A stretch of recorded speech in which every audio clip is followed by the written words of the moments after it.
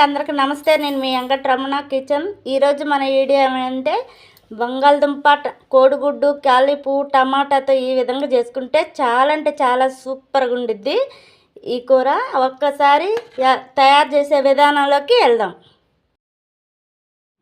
First అయితే అర dozen కోడిగుడ్లు, అర కేజీ బంగాళదుంపలు, అర కేజీ టమాటా, పావు కేజీ పువ్వు, ఒక ఉల్లిపాయ తీసేసుకున్న, 2 కరివేపాకు రెబ్బలు తీసేసుకొని ఫస్ట్ అయితే కోడిగుడ్లు ఉడికించుకొని టమాటాలు అయితే మిర్చి సారేసుకోవాలి.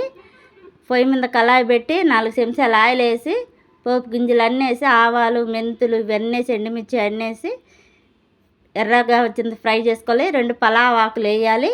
సన్నగా కట్ చేసుకుని ఉల్లిపాయ ముక్కలు అయితే వేసుకోవాలి. ఇవి కూడా ఎర్రగా వచ్చేంత వరకు ఫ్రై చేసుకోవాలి. ఎర్రగా వచ్చేంత వరకు ఫ్రై చేసుకున్న తర్వాత అల్లం పేస్ట్ వేసుకోవాలి.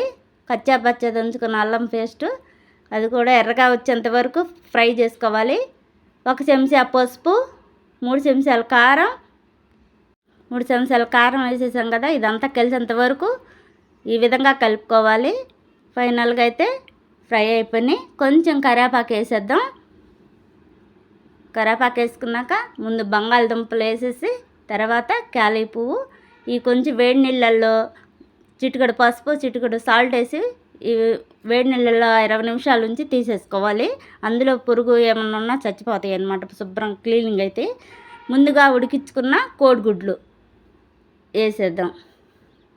ఈ మొత్తం కలిసేంత వరకు ఈ విధంగా ఫ్రై అయిపోయినాయి కదా.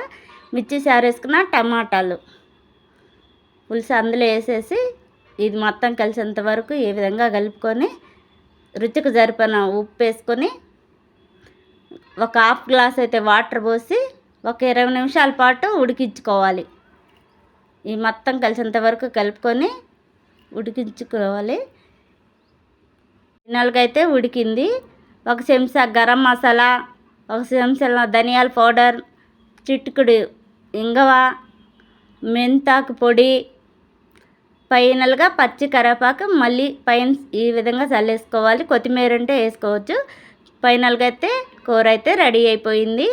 చాలా అంటే చాలా సూపర్గా ఉంటుంది. వేడి వేడి అన్నంలో వేసుకొని తింటే ఎంత బాగుంటుంది అంటే అంత బాగుంటుంది.